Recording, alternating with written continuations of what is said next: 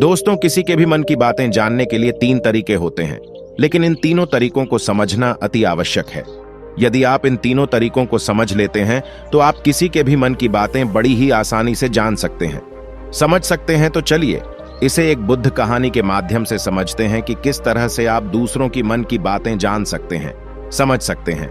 बहुत समय पहले की बात है। एक छोटा सा गांव था।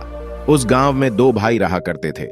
बड़ा भाई अंधा था, जिस कारण वह हमेशा घर पर ही बैठा रहता था और छोटा भाई खेती किया करता था। लेकिन खेतों में अधिक जानवर आने से पूरी फसलें नष्ट हो जाती थीं, जिस कारण छोटा भाई बहुत परेशान हो चुका था। तभी उसे एक टक सूझी। एक दिन उसने सोचा, खेतों में से इन जानवर को भगाने के लिए क्यों ना मैं अपने बड़े भाई की मदद ली। वैसे भी बड़े भैया भी अगर वह खेत में बैठे रहेंगे और जानवरों की आहट आने पर वो उन्हें जोर से चिल्लाकर भगा सकते हैं, जिससे हमारी फसलें बच सकती हैं। इसलिए उन्हें मैं खेत में बिठा देता हूं। यह सब सोच विचार करने के बाद उसने अपने खेत में ही एक छोटी सी झोपड़ी तैयार की और अपने अंधे भाई को उस खेत में बिठा दिया और उनसे कहा, भैया, यदि कोई जानवर की आहट आपको सुनाई दे तो आप जोर जोर से चिल्लाना। यह सुनकर वह जानवर यहां से भाग जाएंगे और हमारी फसलें नष्ट होने से बच जाएगी। बड़ा भाई अपने छोटे भाई की बात मान लेता है और वह उस दिन से खेत में ही रहना शुरू कर देता है। जब भी किसी जानवर की आहट उसे सुनाई देती तो वह तुरंत जोर जोर से चिल्लाना शुरू कर देता है, जिससे वह जानवर उसके खेतों से भाग जाते हैं। ऐसा करते करते कई दिन बीत चुके थे। तभी एक दिन उसके खेत में एक हिरन भागता हुआ आता है और वह खेत के बांध को तोड़कर वहां से भाग गया। लेकिन उसी हिरण का पीछा करते हुए एक राजा भी उस खेत में आ पहुंचा। तभी राजा की नजर उस अंधे भाई का पड़ती है। राजा उस व्यक्ति से कहता है, देखो, मैं यहां पर एक जानवर का पीछा करते हुए आया हूं। क्या तुमने उस जानवर को यहां पर देखा है? इस पर वह व्यक्ति कहता है, हे राजन, मैं तो अंधा हूं, मैं भला किसी जानवर को कैसे देख सकता हूं। लेकिन मैं आपको इतना जरूर बता सकता हूं कि जो जानवर मेरे खेतों से होकर भागा है वह आपके लायक नहीं है। आप उसके पीछे अपना समय यूं ही व्यस्त कर रहे हैं। राजा उस अंधे व्यक्ति की बात सुनकर बड़ा अचरज में पड़ गया है। वह यह सोचने लगा कि आखिर ये तो अंधा है, फिर इसे कैसे पता कि जिस हिरण को मैं तलाश रहा हूं वह हिरण मेरे लायक है ही नहीं। यह नधा व्यक्ति मुझे कैसे बता सकता है। तभी राजा उस अंधे व्यक्ति से कहता है, कहीं तुम मुझसे झूठ तो नहीं कह रहे हैं? एक तरफ तो यह कहते हो कि तुम अंधे हो और दूसरी तरफ तुम यह भी कह रहे हो कि जो जानवर यहां से भागा है वो मेरे लायक नहीं है। इस पर वह अंधा व्यक्ति कहता है कि राजा, जिसे आप एक हिरन समझ रहे हैं, असल में वो एक हिरन नहीं है बल्कि एक रानी है और वह भी गर्भवती है। और जहां तक मुझे ज्ञान है, मैंने कभी किसी राजा को किसी गर्भवती हिरण का शिकार करते हुए नहीं सुना है। और इसी कारण मैं आपसे यह कह रहा है कि वह हिरानी आपके लायक नहीं है। आप उसके पीछे अपना समय व्यर्थ ना करें। यह सुनकर राजा और भी अचरज में पड़ गया। वह यह सोचने लगा कि आखिर यह अंधा आदमी यह कैसे जान सकता है कि वह हिरनी है और गर्भवती है। राजा कुछ देर सोच विचार करने के बाद अपने सेनापति से कहता है, सेनापति जी, मुझे वह जानवर जिंदा चाहिए, क्योंकि मुझे यह पता करना है क्या वह हिरण है और क्या वह गर्भवती है। क्योंकि यह अंधा आदमी बहुत विश्वास के साथ कह रहा है और मुझे इस बात की पुष्टि करनी है। यदि वह हिरनी हुई और गर्भवती हुई तो वह हमारे शिकार के लायक नहीं है, क्योंकि हम तो एक हिरण का पीछा कर रहे थे। इसलिए जाओ और पता करो कि क्या वह हिरनी है। सेनापति राजा से आज्ञा लेकर आगे की ओर बढ़ चलता है और कुछ देर बाद जब वह वापस लौटकर आता है तो महाराजा राजा को कहता है, हे राजन, इस अंधे आदमी ने जो भी बातें कही हैं वह बिल्कुल सही है। वह एक हिरन ही है और वह गर्भवती भी है। यह सुनकर राजा आश्चर्यचकित रह गया।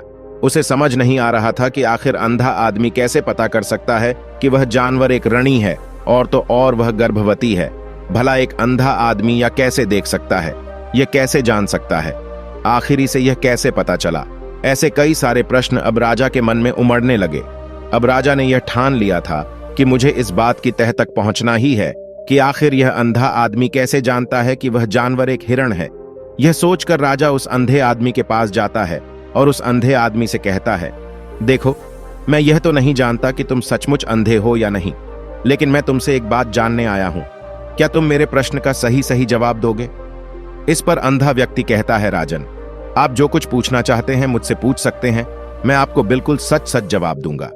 इस पर राजा कहता है, देखो, एक तो तुम कहते हो कि तुम अंधे हो और दूसरी तरफ तुमने यह बता दिया कि जिस जानवर का पीछा मैं कर रहा हूं वह एक हिरन है, और तो और वह गर्भवती भी है। आखिर तुम्हें यह कैसे पता चला? तुम्हारे खेत में और भी तो जानवर आते होंगे, और भी तो जानवर यहां से गुजरते हुए, फिर तुमने यह कैसे अंदाजा लगाया? तभी वह अंधा व्यक्ति राजा से कहता है, हे राजन, आप जिस हिरण का पीछा कर रहे थे, वहीं हिरानी जब मेरे खेत में आई, उसकी रफ्तार और उसके भागने की आहट से मुझे यह एहसास हो चुका था कि यह एक रणी है, और मेरे खेत की जो बांध है वह बहुत छोटी है, उसकी ऊंचाई ज्यादा नहीं है। यदि कोई हिरण होता तो उस बांध को बड़ी आसानी से लांघ जाता है, लेकिन वही रणी इस बांध को तोड़कर भागी है, और यदि वह इस बांध को छलांग लगाकर पार करने का प्रयास करती तो इससे उसके बच्चे को खतरा होता है। और इसी बात से मैंने यह पता लगा लिया कि वह गर्भवती है। इस कारण बहुत ज्यादा ऊंची छलांग लगाकर मेरे खेत की बांध को तोड़ते हुए भाग गए। इस पर राजा के मन में एक और प्रश्न उठा। राजा ने कहा, किंतु तुम्हें कैसे पता चला कि वो एक हिरन ही है? और भी तो कोई जानवर यहां पर आ सकते हैं। इस पर वह अंधा व्यक्ति कहता है, हे राजन, मैं पूरा दिन सुबह शाम यहीं पर बैठा रहता हूं, और मेरी सुनने की शक्ति बहुत तेज है।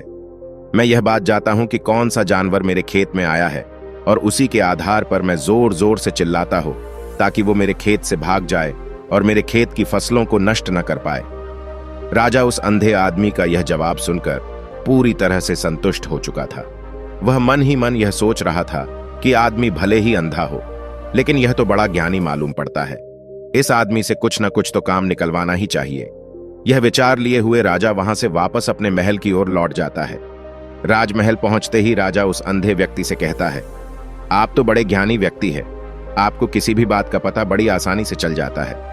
आज मैंने आपको यहाँ पर इसलिए बुलाया है क्योंकि मैं आपसे यह जानना चाहता हूं कि मेरी पत्नी पतिव्रता है या नहीं। इस पर वह अंधा व्यक्ति कहता है, हे राजन, यह एक ऐसा प्रश्न हुआ। इस पर राजा कहता है, मैंने आपसे बिल्कुल उचित प्रश्न किया है, मुझे इस प्रश्न का उत्तर दीजिए। इस पर वह अंधा व्यक्ति कहता है, हे राजन, यह सारी बातें जाने दीजिए। आपकी शादी को इतने साल बीत चुके हैं, और अब आप यह बात क्यों जानना चाहते हैं? आपके मन में ऐसे प्रश्न क्यों उठ रहे हैं? इस पर राजा जिद करते हुए कहता है, देखिए, आपको मुझे इस प्रश्न का उत्तर तो देना ही होगा। यदि आप मुझे इस प्रश्न का उत्तर नहीं देंगे तो मैं आपको मृत्युदंड दे दूंगा। राजा के मुंह से यह बात सुनकर वह अंधा व्यक्ति कहता है, हे राजन, यदि आप इस प्रश्न का उत्तर चाहते हैं तो उसके लिए आपको मेरा एक काम करना होगा। राजा कहता है, बोलो, मुझे क्या काम करना होगा? इस पर व्यक्ति कहता है, इसके लिए आपकी पत्नी को मेरे साथ कमरे में अकेला छोड़ना होगा। उस अंधे व्यक्ति की यह बात सुनकर राजा पहले तो क्रोधित हो जाता है, लेकिन फिर कुछ सोच विचार करने के बाद वह उस व्यक्ति की बात मान लेता है और अपने सेनापति को आदेश देता है, सेनापति जी, इस व्यक्ति को और मेरी पत्नी को एक कमरे में कुछ देर के लिए अकेला छोड़ दें। सेनापति बिल्कुल वैसा ही करता है। अब राजा की पत्नी और अंधा आदमी एक कमरे में बंद हो चुके होते हैं। तभी वह अंधा आदमी राजा की पत्नी से कहता है, मुझे आपको छूना है।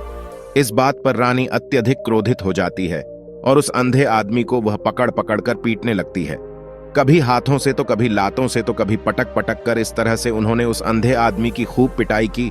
उसके बाद किसी तरह से वह अंधा आदमी अपनी जान बचाकर वहां से भाग निकलता है और वह राजा के पास पहुंचता है और वह राजा से कहता है, हे राजन, आपकी पत्नी पतिव्रता नहीं है। यह बात सुनकर राजा अत्यधिक क्रोधित हो उठता है और राजा अपनी तलवार निकालकर सीधा अपनी पत्नी की ओर जाता है और क्रोधित होकर वह अपनी रानी से कहता है, रानी जी, आज मैं जो भी सवाल आपसे करने वाला हूं उसका मुझे जवाब दीजिएगा, और यदि आपने एक शब्द भी झूठ कहा तो मैं आपका अभी के अभी सर धड़ से अलग कर दूंगा। तभी आगे महाराजा कहता है, मुझे बताइए, क्या आप पतिव्रता हैं या नहीं? इस पर रानी कहती है, हे राजन, आप भले ही मुझे जान से मरवा दीजिए, लेकिन मैं पतिव्रता नहीं हूं राजा। यह बात सुनकर बहुत खुश हुआ, क्योंकि उस अंधे आदमी ने जो भी कहा था वह बिल्कुल सच था। यह बात सुनकर तुरंत ही राजा उस आदमी के पास पहुंचता है और आकर उस अंधे आदमी से कहता है, तुम्हें कैसे पता चला कि मेरी पत्नी पतिव्रता नहीं है? इस पर वह अंधा आदमी कहता है, हे राजन, बड़ी सीधी सी बात है। मैंने तो आपकी पत्नी से बस इतना ही कहा था कि मुझे आपको छूना है, और इस बात पर वह इतना क्रोधित हो उठी कि उन्होंने गुस्से में आकर मुझे लात घूंसों से पीटना शुरू कर दिया। और भला कोई औरत किसी और मर्द को कैसे हो सकती है?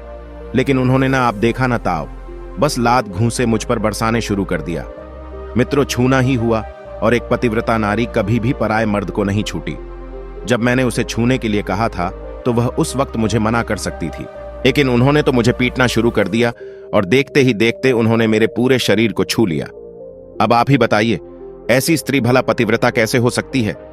इस पर राजा कहता है, तुम तो बड़े ज्ञानी मालूम पड़ते हो। ठीक है, चलो तुम मेरे एक प्रश्न का जवाब दो। यदि तुमने मुझे इस प्रश्न का सही सही जवाब दे दिया तो मैं तुम्हें यहां से जाने दूंगा। आगे राजा उस अंधे आदमी से कहता है कि तुम मुझे बताओ, क्या मैं सच में अपने पिताजी का ही बेटा हो या फिर किसी और का? इस पर वह अंधा भी कहता है, हे राजन, इस बात से आपका क्या लेना देना? आप किसी की भी औलाद हो, आखिर आप हैं तो इस राज्य के राजा, इसलिए इस प्रश्न को जाने दीजिए। लेकिन राजा कहता है, नहीं नहीं, मुझे इस प्रश्न का सही सही जवाब चाहिए, अन्यथा यह प्रश्न मुझे हमेशा परेशान करता रहेगा, इसलिए मैं इसका सही सही जवाब जानना चाहता हूं। यदि तुम इसका सही सही जवाब दे देते हो तो तुम यहां से जा सकते हो, मैं तुम्हें नहीं रोकूंगा।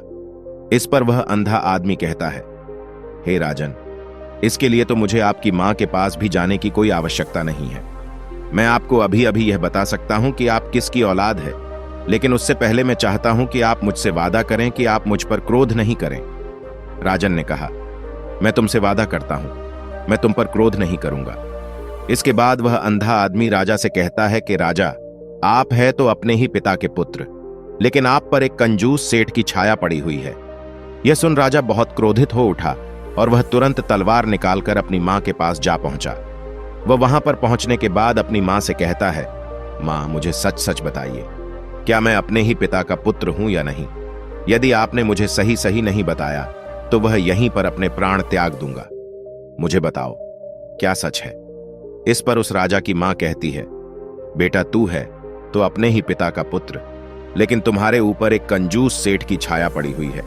जब मैं एक बार नहाने के बाद अपना मुंह आईने में देख रही थी, तभी उस कांच के पीछे मुझे कंजूस सेठ नजर आता है और उसी की छाया तुम पर पड़ चुकी है।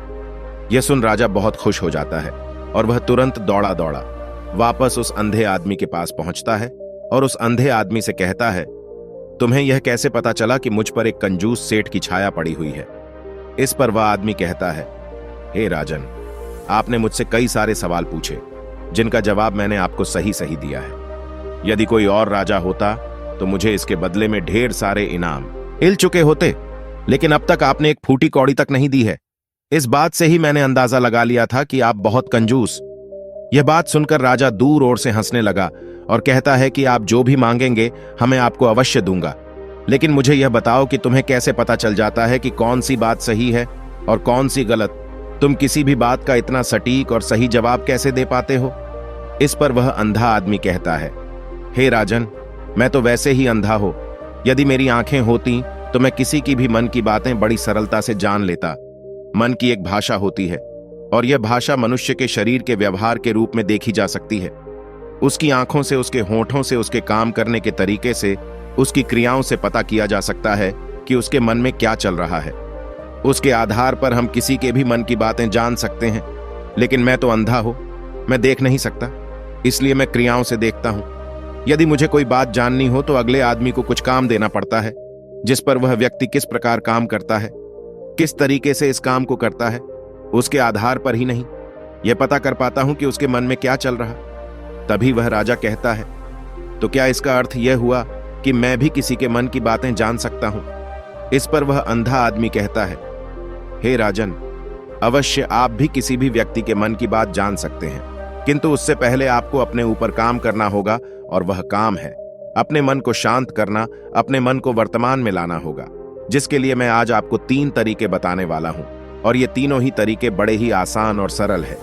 किंतु हे जाए, उससे पहले आपको एक काम करना होगा, अपने मन को एकाग्र करना होगा। जब हम अपने मन को एकाग्र करते हैं, अपने मन को वर्तमान में लाते हैं, तो हम दूसरे के मन की बात जान सकते हैं, क्योंकि वह आदमी अभी भी अपने मन में वर्तमान में ही सोच रहा है, और हमें भी मन को वर्तमान में ही लाना होगा, तभी हम उसके मन की बातें जान सकते हैं।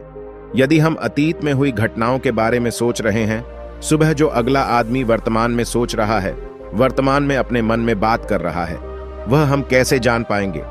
क्योंकि हम तो अतीत की घटनाओं में डूबे हुए हैं। इसलिए किसी के भी मन की बात जानने के लिए सबसे पहले हमें हमारे मन को एकाग्र करना होगा, उसे वर्तमान में लाना होगा। आगे वह व्यक्ति राजा से कहता है, हे राजन, जो 3 तरीके मैं आपको बताने वाला हूं, इन 3 तरीकों से बड़ी आसानी से किसी के मन की बातें जान सकते हैं। उसके बाद वह अंधा आदमी राजा से कहता है कि राजा, जो सबसे पहला तरीका है वह है आंखों पर ध्यान देना। किसी व्यक्ति से बात करते वक्त उसकी आंखों में देखना, उसकी आंखों पर ध्यान देना जो सबसे ज्यादा जरूरी है, क्योंकि आंखें बोलती नहीं पर बहुत कुछ कह जाती है। यदि हम किसी व्यक्ति की आंखों के इशारों को समझना सीख जाएं, हम यह जान पाएंगे कि व्यक्ति के दिमाग में क्या चल रहा है, क्या सोच रहा है और अभी वह क्या करने वाला है। मेरे पास आंखें नहीं हैं, लेकिन मैंने अपने गुरु से यह विद्या सीखी है, क्योंकि बहुत सालों पहले मेरे पास आंखें थीं और मैं उस वक्त लोगों के मन की बातें केवल उनकी आंखों से ही जान लेता था। इसलिए यदि आप भी दूसरों के मन की बातें जानना चाहते हैं तो आपको भी उनकी आंखों पर गौर करना चाहिए, जैसे कि उनका आकार कैसा है, वह कब, कहां और किधर देख रहे हैं। यदि उसकी आंखें यहां वहां घूम रही हैं, जब आप उससे बातें कर रहे हैं तो वहां वह इधर उधर मोड़ रहा है, कभी ऊपर तो कभी नीचे या कभी आसपास, या फिर उसकी आंखें खुश नजर आ रही हैं या फिर आंखें निराश नजर आ रही हैं, जैसे कि चोर हो है।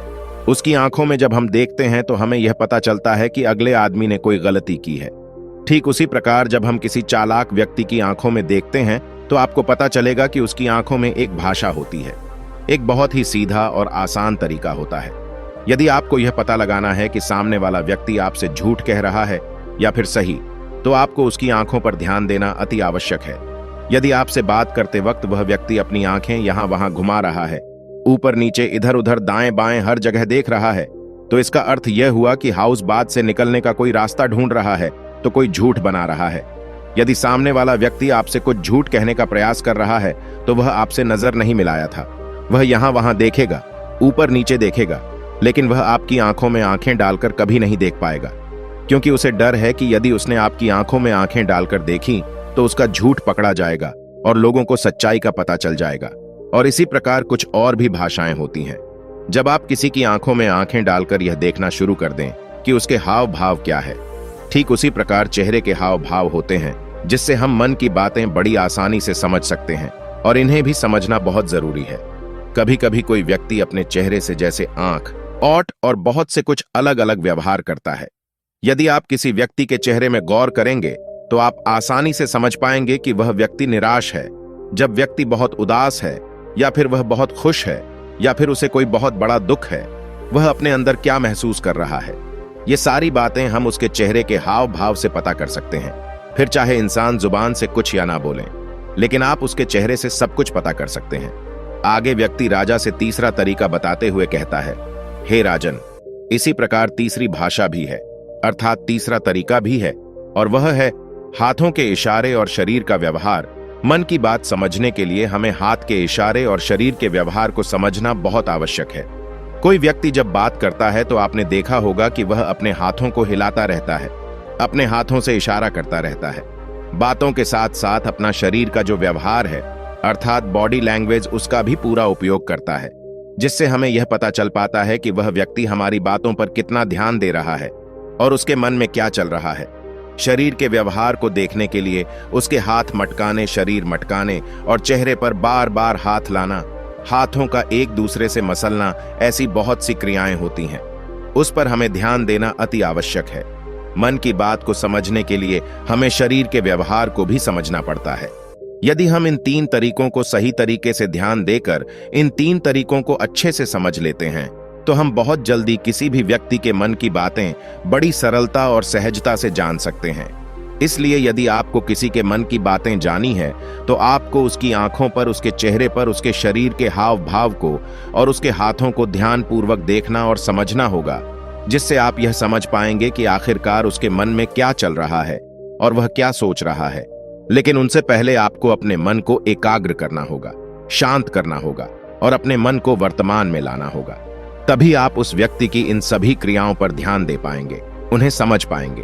अन्यथा आप यदि अतीत की घटनाओं में व्यस्त हैं, भविष्य की योजनाओं में व्यस्त हैं, तो आप उस व्यक्ति के हाव भाव पर कभी ध्यान ही नहीं पाएंगे और न ही आप कभी यह समझ पाएंगे कि आखिर उस व्यक्ति के मन में क्या चल रहा है, वह क्या सोच रहा है। आपने देखा होगा कि ऐसे कई बड़े संत महात्मा हैं जो बड़ी ही शांति से आपको देखते हैं और आपको देखकर ही यह बता देते हैं कि आप मन में क्या चल रहा है। आप उनसे क्या जानने आए हैं, और इसका सबसे बड़ा प्रमुख कारण यही है कि वह आपको पढ़ सकते हैं, आपको समझ सकते हैं, आपके मन की बातें जान सकते हैं, क्योंकि उनका मन एकाग्र है, शांत है, और यही कारण है कि वह आपके मन की बातें बड़ी सरलता से समझ जाते हैं। यदि आपने अब तक पूरी कहानी को सुना है तो मैं आपसे एक छोटा सा अनुरोध करना चाहता हूं। कृपया इस चैनल को सब्सक्राइब करें ताकि मैं आपके लिए और भी ऐसी ही ज्ञान से भरपूर कहानियां और लेकर आ सकूं। नमो बुद्धा। मिलते हैं एक नई कहानी के साथ अगली वीडियो में।